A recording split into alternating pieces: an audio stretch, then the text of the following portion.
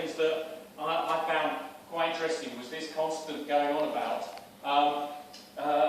more people having more space than they need. And of course, I think it's absolutely important that people understand the definition of space that people need. Because actually, in terms of the legislation, you've got a spare bedroom if you have, well, how can I put it? I'll put it the other way.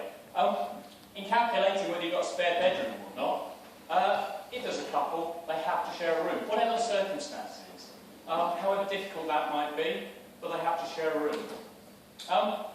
If you've got 2 children, they're under 10, then they have to share a room. I don't know how many middle-class, aspiring parents would think it's entirely reasonable to go through life with 2 children sharing a room. Actually, if you've got 2 children of the same sex over that, well, I'm just saying, I think people need to understand what adequacy is in the context of, because actually, it's not, I suspect, what most people would think. So if you have 2 children of the same sex, then they have to share a room. You're not allowed to have a room for overnight stays of any kind, even if you have a legal requirement or a legal expectation to have children on a regular basis. You can't have an extra room for respite care, so or you can't have an extra room for a carer. And all of those things. In all of those circumstances, of course, you're going to be making that contribution to your rent, and that's not going to be covered by a housing benefit.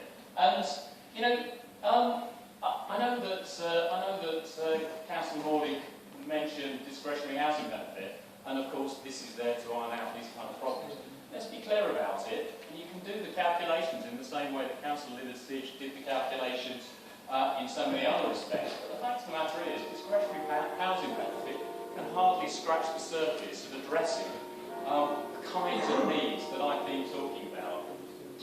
So, what is the issue that we're trying to address here? Well, absolutely, housing benefit bills have gone up. And why have housing benefit bills gone up? Well, actually, it's because private sector rents have massively increased, far greater than the rate of inflation. And there's 2 reasons for that. One is that there is an inadequate supply of housing. And absolutely right, the last Labour government, one of its few, I think, personally, but one of its failings was that we were not able to build enough social housing. But we are now building even fewer social rented properties than we were then. And the issue, nationally, and the issue, of course, not locally, because we've already got plans for 350, and they're on track. We're on track for building some 500-600 over the next 2 years. But no, nationally, we're actually building fewer of those kind of homes. And the reality is that private sector rented housing benefit is going to continue to rise. It's going to rise significantly, probably rise exponentially, because private sector rents are still significantly increasing faster than the rate of inflation. So what might be one of the options there? Well, how about some form of rent control? How about trying to ensure that there is a judgment made locally about what is a reasonable rent for landlords to charge?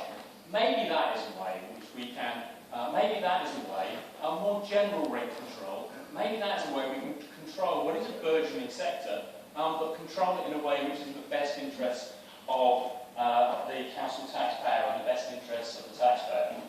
The final point I wanted to make is it was interesting to hear what is undoubtedly the content of a Conservative party briefing, because actually I've heard it parroted on a number of different occasions. But actually, I have been a councillor long enough to remember the poll tax, and I remember Conservative councillors then getting up with the same kind of briefing and making the same kind of points and trying to deny the reality of the then poll tax, which was of course called the community charge, but it has been called the poll tax. And the poll tax was the poll tax, and it was unfair and iniquitous, and it went. The bedroom tax is a tax, and it is iniquitous, and it must go. And this resolution should be supported.